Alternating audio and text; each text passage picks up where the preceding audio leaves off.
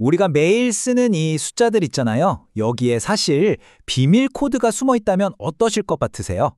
오늘 저랑 같이 그 비밀 언어를 한번 파헤쳐보는 시간을 갖겠습니다. 자, 그럼 이런 질문부터 한번 던져볼게요. 숫자는 그냥 우리가 약속한 기호일까요? 아니면 이 모든 숫자를 만드는 어떤 근본적인, 설계도 같은 게 있는 걸까요? 네, 오늘 우리가 갈 길은 이렇습니다. 제일 기본적인 구성 요소부터 시작해서요. 곱셈을 좀 더 편하게 하는 법, 그리고 숫자의 DNA를 해독하는 법, 마지막으로는 이걸로 뭘 할 수 있는지 가장 큰 연결고리랑 가장 작은 만남의 지점까지 찾아볼 겁니다. 자, 그럼 바로 시작하죠? 자, 첫 번째 순서입니다. 숫자라는 언어를 이해하려면 먼저 그 언어의 알파벳을 알아야겠죠? 바로 두 종류의 기본 숫자들이에요. 그 첫 번째 알파벳, 바로 소수입니다. 이 소수라는 건 숫자 세계의 원자라고 생각하시면 딱 맞아요. 더 이상 쪼갤 수 없는 가장 기본적인 벽돌 같은 존재들이라는 거죠. 원자가 있으면 그걸로 만들어진 분자도 있겠죠? 그게 바로 합성수입니다. 말 그대로 소수라는 원자들이 막 서로 결합해서 만들어진 거예요. 그러니까 모든 합성수는 파고 들어가 보면 결국 소수들의 곱으로 이루어져 있다는 뜻입니다. 그럼 이 둘을 어떻게 구분하냐? 제일 쉬운 방법이 바로 약수의 개수를 보는 겁니다. 소수는요, 약수가 딱 1하고 자기 자신 이렇게 두 개뿐이에요.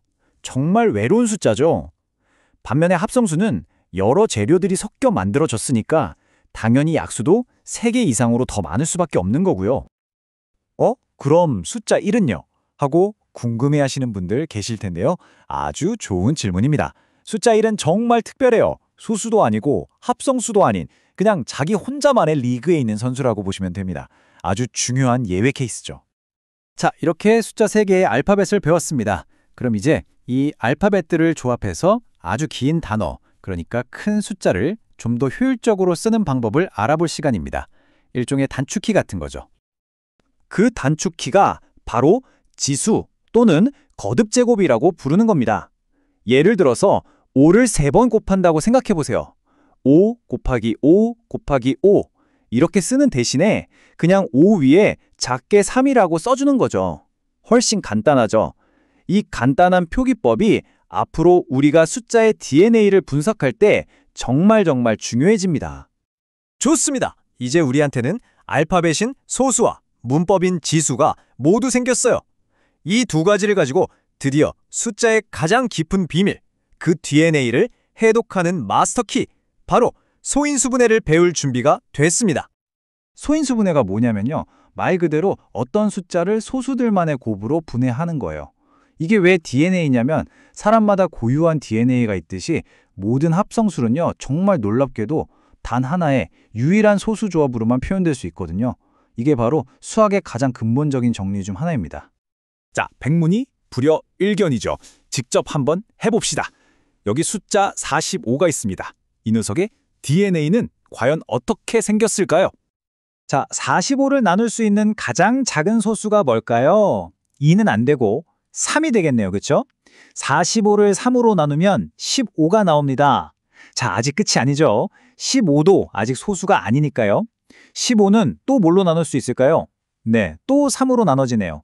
그럼 몫이 5가 되죠. 자, 이제 5는 더 이상 쪼갤 수 없는 소수죠? 그럼 여기서 멈추는 겁니다.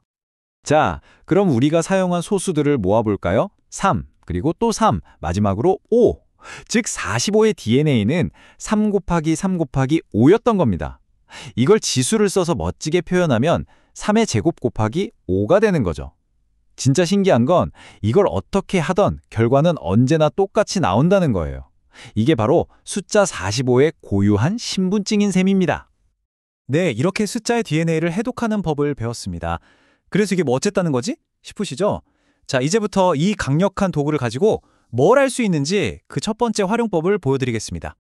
바로 최대 공약수를 찾는 겁니다. 이름이 좀 어렵게 들릴 수 있는데 전혀 그렇지 않아요.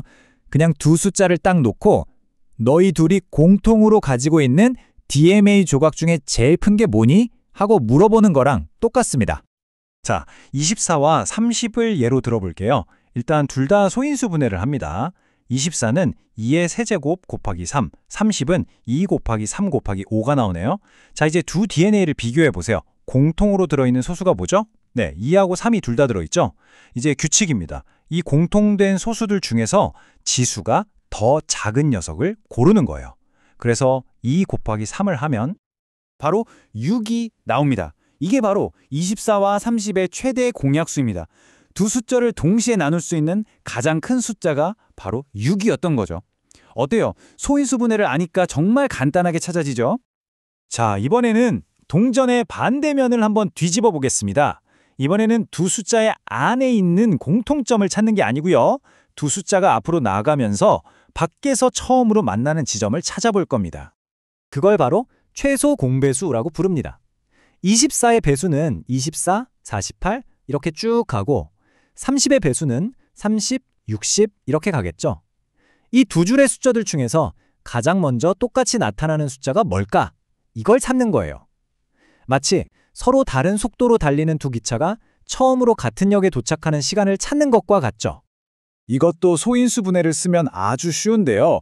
규칙이 최대 공약수랑 정확히 반대라서 외우기도 편해요. 자, 아까 그 DNA를 다시 소환해 볼까요?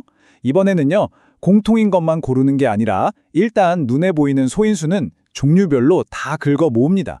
그리고 이번엔 지수를 가장 큰 걸로 골라주는 거예요.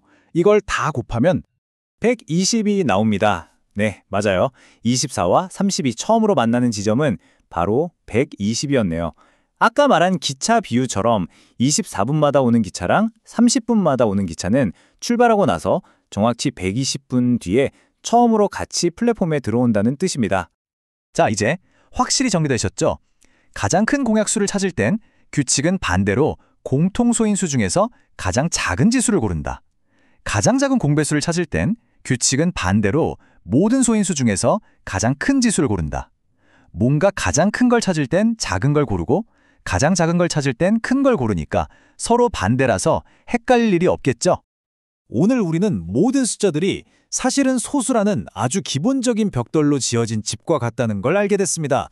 근데요, 이게 그냥 수학책에만 있는 얘기가 아니에요. 지금 여러분이 사용하시는 인터넷 뱅킹, 신용카드 결제, 이 모든 것의 보안이 바로 이 소인수 분해의 원리에 기반하고 있다는 거 알고 계셨나요? 어쩌면 오늘 우리가 발견한 이 작은 패턴이 세상을 움직이는 거대한 비밀의 첫 페이지일지도 모릅니다.